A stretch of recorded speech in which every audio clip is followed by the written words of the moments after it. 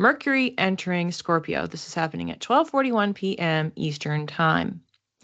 Mercury represents communication, travel, forms of technology, and it also can represent on the individual level, like your mind, your intellectual processing, language processing, and then again, how your kind of information is coming in and out.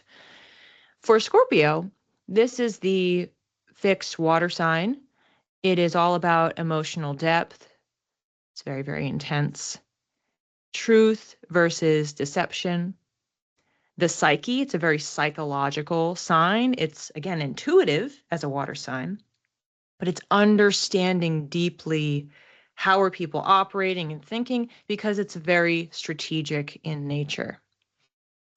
The last time that Mercury was in Scorpio was October 13th through November 2nd of 2024. So again, when we're understanding Mercury, it retrogrades on average 3 times a year. But because it moves so quickly, it tends to get around the entire zodiac or pretty close to it, maybe like 1 or 2 signs shy every single year. So normally when we are looking back to when was the last time, oftentimes it is approximately a year ago. And as far as this transit goes, we have Mercury in Scorpio until the 29th. So the majority of October, Mercury is in Scorpio. And during this time, we can expect to get a lot more comfortable with exploring our emotions, our intuition, and heavier topics. So I always say with Scorpio, it's not afraid to look at the darkness, the heaviness, the weightiness, the intensity, the taboo, and think about it, hold those ideas, go there, talk about it. That's what we have when we have Mercury in this sign. Now, what we have to keep in mind is 22 hours later, Mercury squares Pluto, which is currently retrograde in Aquarius. So this transit happening the next day is very fleeting because, again, Mercury is moving quickly, Pluto moves slowly.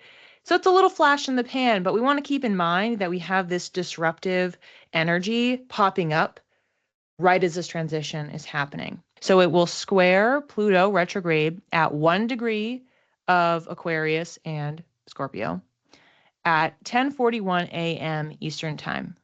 Pluto is all about rebirth. It's not upheaval in the sense that Uranus is about fundamental change, quick, sudden. Pluto is about slower, very intentional, very meaningful, potent transformation. And what we have to keep in mind here is that Pluto is the modern ruler of Scorpio. So we also have a connection that is especially intensifying this because Pluto's energy is activating Scorpio, Mercury in Scorpio.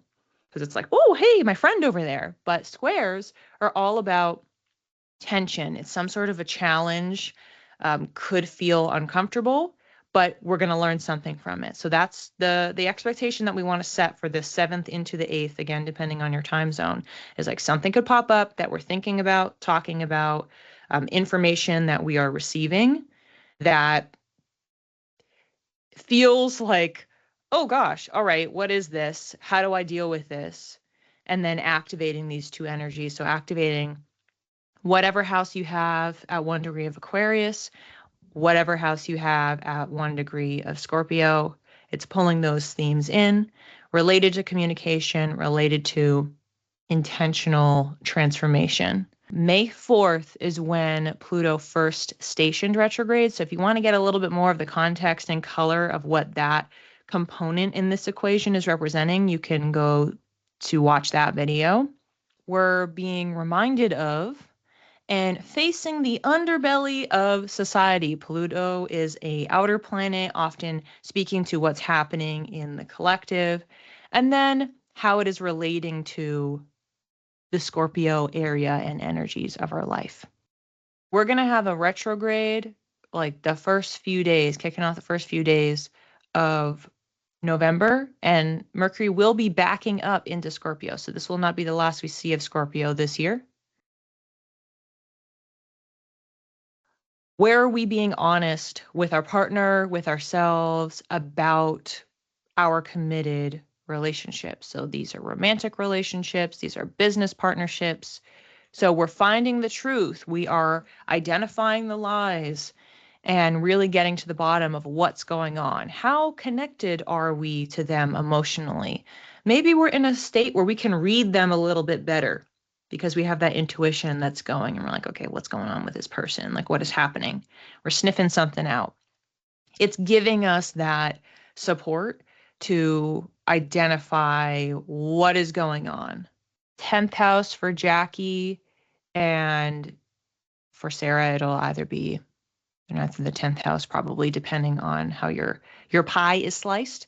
So if we're operating off of the 10th house, then it's considering your individual relationships, your committed partnerships, your business partnerships as well, and how that is being pressured or being tested by things that are happening with your career. So not just your job right now, but your career, with your reputation, with your visibility, people seeing you, thinking about you, talking about you. So what if, as an example, in this square, you're in a relationship or you're trying to start a relationship or you're navigating a relationship, whatever type, and you have this pressure of like, okay, what are people going to say? What are they thinking about me? Or like, so you could have a little bit of that going on, almost giving like a little paranoia sensation happening, or being self-conscious about what is happening, as relates to your career. Or maybe it goes the other way. Maybe it's like, you're at work or you're in your career, and then you having this relationship or starting this partnership is then being brought into that workspace. Aquarius, 4th house, Scorpio 1st. Mercury moving through your 1st house. You're thinking about yourself, your identity, your branding, your physical appearance. And when that is activating transformation energy in the 4th house, that's stemming back to your family, your foundations. So part of who you are now and how you're identifying is being shaped by lessons from your origin story, from your family, your circle, past, present, ancestry, the culture that you grew up in. And that is where that tension is existing again for that day. But otherwise, for the next several weeks, you'll just be thinking about, who am I? How am I? How do I want to articulate who I am? How am I thinking about who I am? We're not reflecting because that would be a retrograde. So we'll be doing that later. But we're in that space. We're really concentrating. Our attention, our focus is going on who we are, how we're presenting, and trying to shape that vision. Because we're talking about things that are happening in Scorpio, this is why we can never look at our chart fully in a vacuum. So if you have a moon in Taurus and you have a rising in Taurus, then that means that as Mercury is transiting Scorpio, which is the sister sign of Taurus, you want to look at those corresponding degree points in Taurus. Let's say your moon is at 23 degrees. You want to know, when is Mercury going to hit 23 degrees of Scorpio? Because that will mean on that day, you have a direct opposition, which is going to be another challenging energy that's going to be activating your moon. So maybe making you feel particularly emotional, activated, uncomfortable, disruptive to the calm serenity that you want to have, your sense of stability. So that is also something to always keep in mind with these transits. For the most part in these classes, we'll talk about, like what's sitting in Scorpio. But the next level, more advanced, is what is it aspecting as it moves through Scorpio? It means it's going to hit degree points that are sextiling, trining, squaring, in opposition, for argument's sake, in aversion to, placements that you have across your entire chart. So as somebody who has 2 out of their 3 placements in their big 3 in Taurus, you're definitely going to want to pay attention to those degree points. And you can use AstroSeek. They have a transit calculator, and you can just move the timeline and find those days where the degree matches Mercury in Scorpio movement to see when they are exact to that Taurus moon and that Taurus rising. You're welcome. So if you're saying, okay, you're feeling some of this Scorpio energy already, It could be one based on the house system, because we can understand our chart in different ways. There's, in my view, no right or wrong way that you're interpreting it. But also it could be that you're having other activations. We also do have already Mars in Scorpio. That happened. You can check my YouTube video to learn about that. That happened recently. So if you're already feeling some Scorpio activations, it could be Mars, because Mars has been moving through that space. So we have our action and our words that are going to be in the same area of life. So this is why kind of at any point in time, yes, in one given month, we're just talking about, oh, Mercury's in Scorpio. Okay, well, if you go back like a week or two, Mars entered Scorpio, and so you can watch that, and you're layering all of these pieces on top of each other at any given time. Where are all the planets?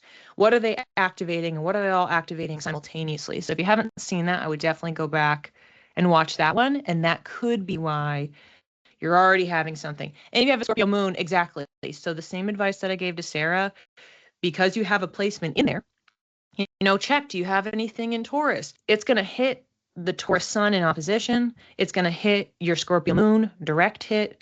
Those are all dates that you can look up. The same day that Mercury is entering Scorpio. The full moon at 14 degrees of Aries goes exact, peaks, culminates at 11:48 p.m. Eastern Time. Pay attention to your time zone. This may be happening when you are asleep. This may be happening in the early hours of the morning. This may be happening in the afternoon. So it is very relevant to how you are engaging or not engaging with full moon energy. And it's very common to do full moon and new moon rituals.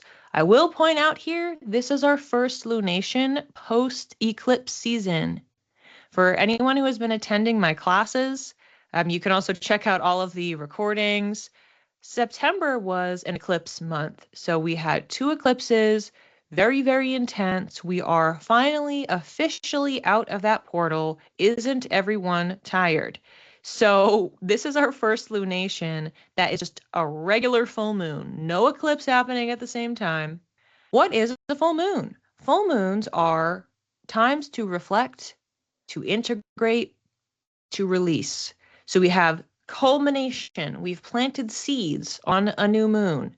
And when we reach the full moon, we're at the peak. We are full of light. We have the abundance. So we're reflecting.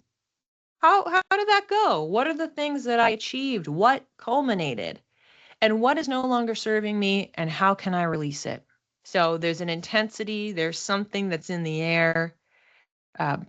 Especially on eclipses, we want to just straight up lay low. On full moons, like, we want to be mindful of what's going on, because if we are activated, especially when we know which area it is in our chart, there might be some full moons where we're like, yeah, I'm going to sit this one out. I'm not going to schedule any plans because I expect I might be tired or overactivated or stressed or like whatever that thing is. So we can look at our chart to kind of inform maybe what we want to do or not do.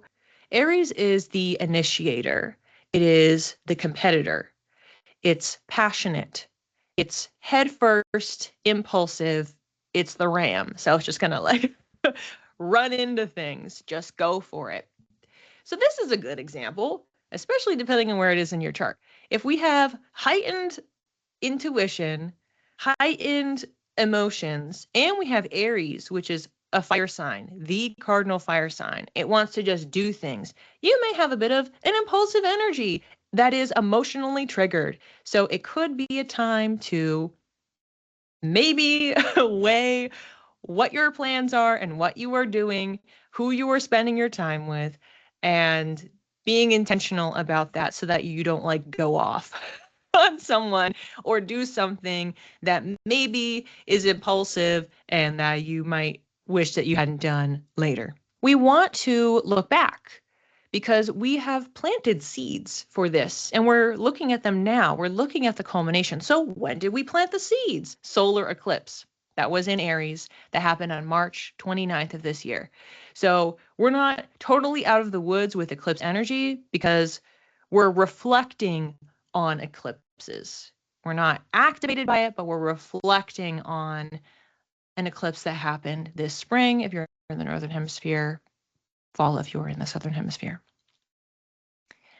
So you want to flip in your calendar and you want to open up March 29th, maybe go a day before, day after, maybe you want to look at the whole week, but assessing what was I up to? What was I thinking about? If you have a journal, read what your dreams were, do a little bit of a deep dive. Where was I at that point in time? And then where am I now? What have I achieved? What have I initiated?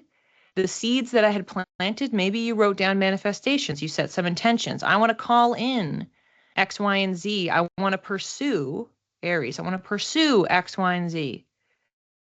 And you can do that check. What came through? What did I manifest in this area? So maybe you had written some manifestations down. Maybe there's things that you were talking about, thinking about, dreaming about, and those things didn't necessarily come to fruition. But what did?